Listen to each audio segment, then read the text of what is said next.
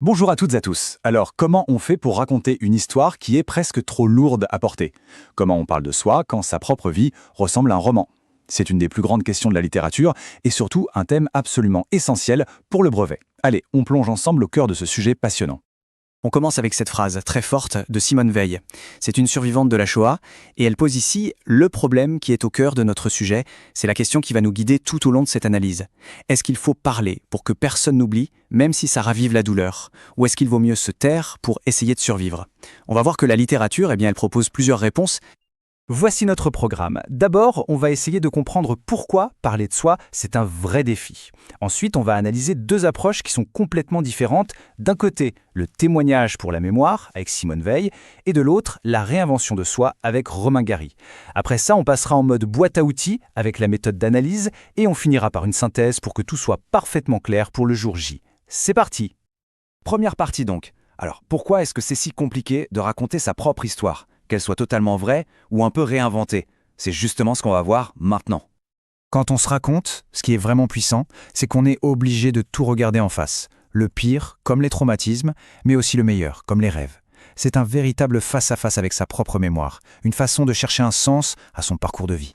On commence par le témoignage. Pour certaines personnes, parler n'est pas vraiment un choix, c'est un devoir. Et pour illustrer ça, il n'y a pas de meilleur exemple que celui de Simone Veil. Pour bien saisir la force de son témoignage, il faut regarder son parcours. Cette frise, elle est très parlante. Déportée en 1944, elle survit et devient une figure politique majeure en France, celle qui a notamment fait voter la loi sur l'IVG. Mais elle attendra 2007, plus de 60 ans après, pour publier le récit de sa déportation avant son entrée au Panthéon. C'est un destin incroyable qui va de l'horreur absolue aux plus hautes marches de la République. Imaginez, au cœur de l'enfer d'Auschwitz, un événement presque miraculeux se produit. Une capo, c'est-à-dire une prisonnière choisie par les SS pour commander les autres, souvent avec une grande brutalité, eh bien cette capo voit Simone et décide de l'aider. Simone Veil l'appellera sa bonne fée. Ce qui est fou ici, c'est que ce geste montre qu'une étincelle d'humanité pouvait survivre, même dans les pires ténèbres. Mais attention, cette étincelle d'espoir se heurte à une réalité qui est, elle, insoutenable. La perte de sa mère, morte du typhus juste avant la libération, c'est une blessure qui ne se refermera jamais.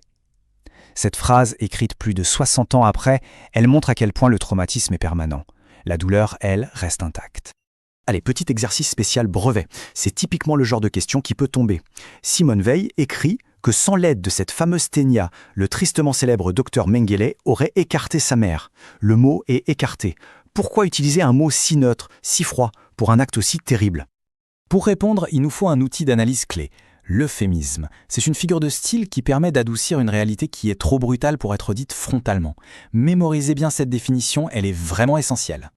Et voilà l'explication.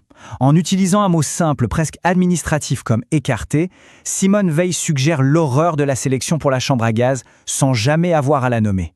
Et c'est là que c'est très, très fort. Cette retenue, cette sobriété rend la violence de la scène encore plus glaçante.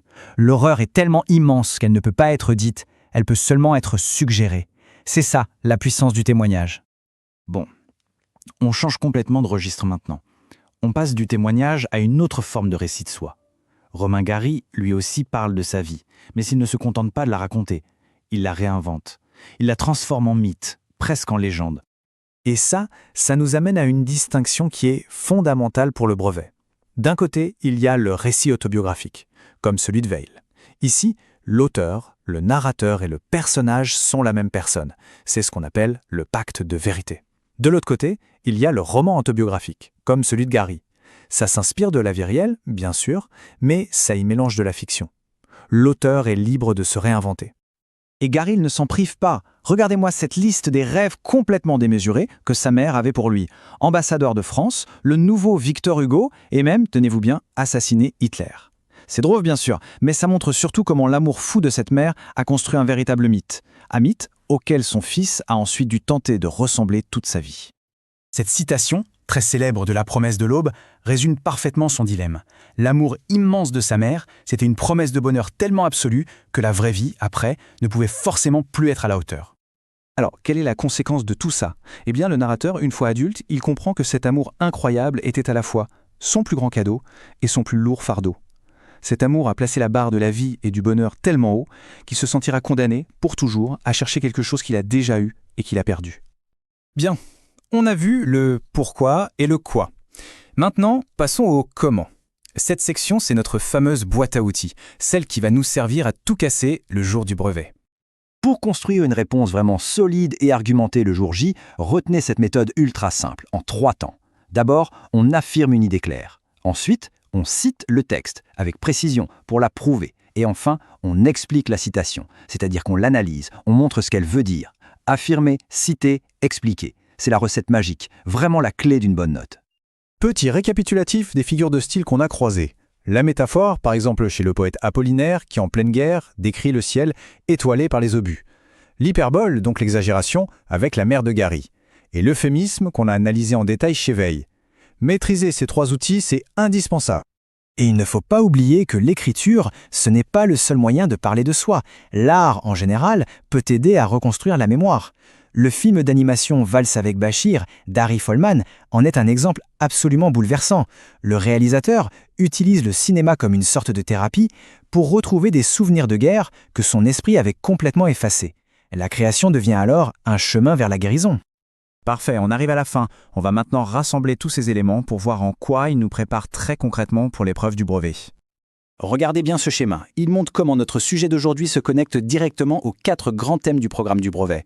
Parler de soi, ça correspond évidemment à se raconter, se représenter. Mais avec Simone Veil, on est aussi en plein dans dénoncer les travers de la société et agir dans la cité. Et avec Romain Gary, on touche aux visions poétiques du monde. On le voit bien, ce sujet est absolument central. Pour résumer, voici l'essentiel à retenir. Premièrement, témoigner, comme le fait Simone Veil, c'est un devoir de mémoire. Deuxièmement, se raconter, comme le fait Romain Gary, c'est aussi se permettre de se réinventer.